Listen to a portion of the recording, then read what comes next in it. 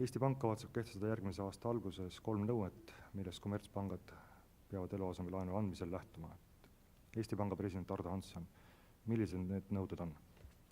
Alustuseks ütleks, et need on suunatud tulevikku, et me praegu ei näe, et laenuturul on veel olukord selline, kus peaks hakkama nagu nõudeid oluliselt või karmistama, aga esimene nõue on siis, et laenumahu ja tagatiste väärtuse suhtarv, see võiks olla 85%, et vähemalt 15% oleks siis iga laenu taga teatud puhvrid.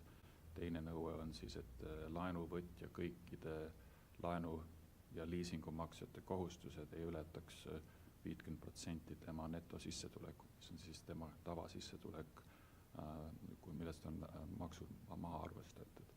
Siis kolmas nõue on siis, et maksimaalne eluasemelaenu tähtaeg ei tohiks ületada 30 aastat. Kas lisaks piiridele, mida seab pankade käitumisele kõva konkurentsi tingimustes, kas ta võib kuidagi piirata ka kinnisvaraturul hinnakasvu? Kindlasti, kui